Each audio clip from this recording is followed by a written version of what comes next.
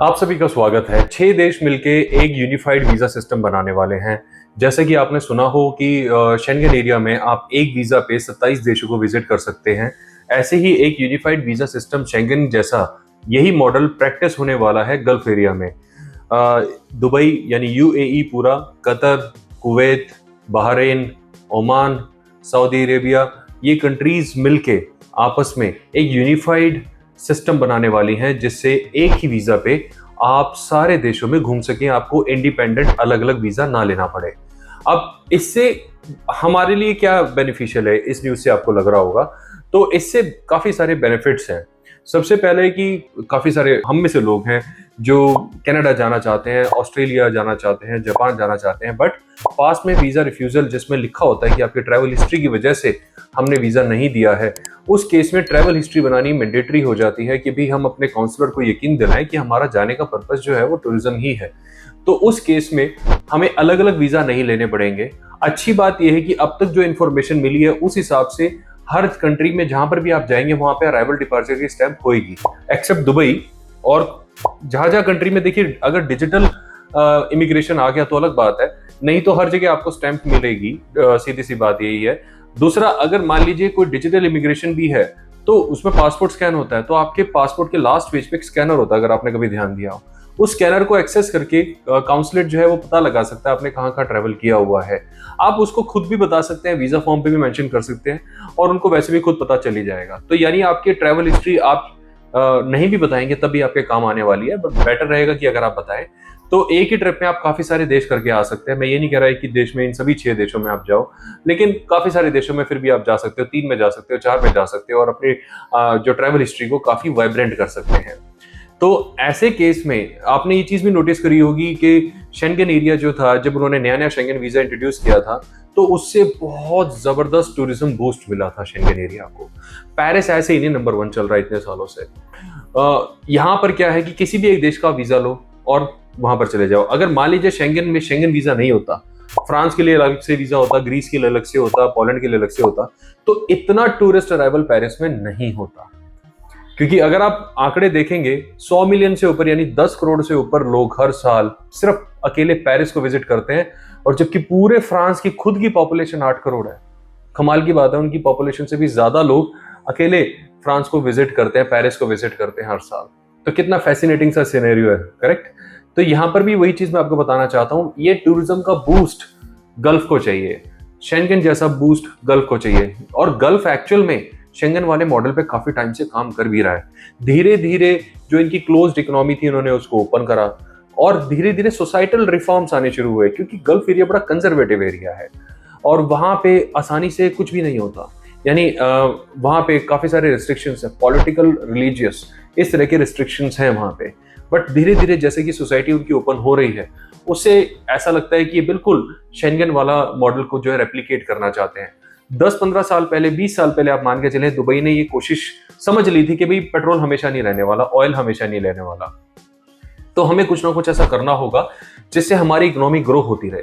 तो जब ये दुबई ने समझा तो उसने सबसे ज्यादा एम्फेसाइज किया अपने इंफ्रास्ट्रक्चर को, अपनी एक छोटे से शहर को, एक नॉर्मल से शहर को मेट्रोपॉलिटन शहर में बदल दिया, हांगकांग, सिंगापुर की टक्कर में लाके खड़ा कर दिया।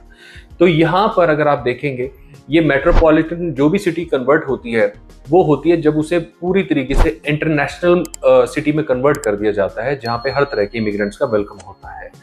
तो दुबई ने वो मॉडल चूज किया और इसलिए वहाँ की लोकल इमराती की पॉपुलेशन बहुत ही कम है, हार्डली मेरे ख्याल से 20-25% होगी ज़्यादा, और ओवरवेलमिंग 70 से 75% वहाँ पे इमिग्रेंट्स हैं। कमाल की बात है, राइट। तो बट नेवरदलेस पीसफुल एरिया है, आप कभी वहाँ पे ऐसा क्रेजी क्राइम नहीं सुनेंगे जैसा बाकी जगह सुनने में आता है। तो वो चीज़ इन्होंने सोचा कि हम एक ही वीज़ा लेते हैं और सारे सऊदी अरेबिया, कतर को, बहरीन वगैरह सारे बंदे जो है ये घूम सकते हैं। तो इससे ट्रैवल हिस्ट्री में भी इजाफा होएगा, उनको हेल्प मिलेगी, और साथ में एक ट्रैवलर का, एक यात्री का, उसका खुद का जो ट्रैवल हिस्ट्री है उसमें उसको इम्प्रूवमेंट मिलेगी। ये तो हमारा इमिग्रेशन कंसल्टेंट ऐसे सोचता है, लेकिन एक ट्रैवलर तो ये सोचेगा ना कि मैं जा रहा हूँ तो हर जगह को एक्सप्लोर करूँ, करेक्ट।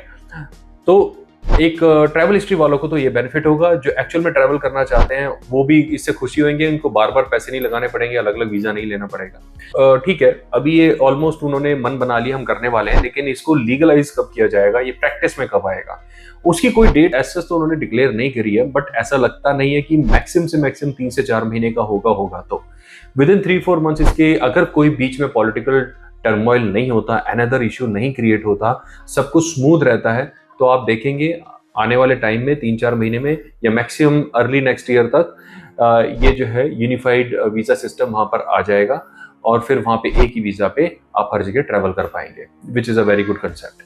तो ये इंफॉर्मेशन मैं आपको देना चाह रहा था, और ये हम traveller point of view, travel history point of view, हर जगह से हमारी हेल्प भी करेगी, और वहां पर जाना अच्छा है भी। अगर हम ये भी बात करें क्या है वहां देखने के लिए, तो हम देखेंगे कि 20 साल में उन्होंने अपने इंफ्रास्ट्रक्चर के ऊपर इतना जबरदस्त स्पेंडिंग करा है। वहां पे सारी मॉडर्न एमिनिटीज आपको मिलेंगी। दुबई खासतौर से वर्ल्ड क्लास सिटी कन्वर्ट हो चुका है। वहां पे सारे हर तरह की मॉडर्न ट्रांसपोर्टेशन आपको मिलेंगी, सड़कें वड़कें बिल्डिंग्स वगैरह, उन्होंने जो इंफ्रास्ट्रक्चर पे सरकार स्पेंड करती है अपने टूरिज्म को, इकोनॉमी को बूस्ट करने के लिए, उन्होंने वो करा है।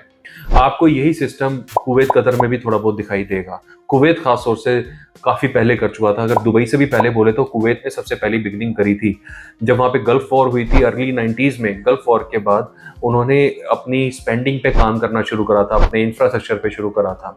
तो एक्चुअल में कुवैत ही था वो देश जिसने सबसे पहले इनिशिएटिव लिया था। दुबई वॉज क्लोज सेकेंड, बिल्कुल पास, साथ साथ ही दुबई ने भी इनिशिएटिव ले लिया था, और उसके बाद आप देखेंगे ये जो देश है ये काफी डेवलप करते चले गए। बट अभी भी यूरोप बनना बहुत दूर है, क्योंकि यूरोप एक ओपन सोसाइटी है। Anybody can be their citizen irrespective of their race, their religion, their class, anything, irrespective of everything, right. तो दुबई या गल्फ एरिया इस सोसाइटल ओपननेस से अभी कोसों दूर है। तो अभी ये समय बताएगा कि वो एक्चुअल में इतना ओपननेस, पॉलिटिकल रिफॉर्म या रिलीजियस रिफॉर्म लेकर आने में सक्षम होंगे या नहीं होंगे। बहरहाल अभी तो यही है कि एक ही वीजा पे 6 देश जो है, ये एक रिमार्केबल फीट है, एटलीस्ट अभी के लिए तो बहुत ही अच्छी न्यूज़ है। तो मुझे उम्मीद है वीडियो आपके लिए काफी इंसाइटफुल रही होगी। किसी भी देश के वीजा के लिए अगर आप हमारी हेल्प चाहते हैं तो डेफिनेटली आप हमें कॉन्टैक्ट कर सकते हैं। अपना समय देने के लिए धन्यवाद। आपका दिन शुभ रहे। बाय।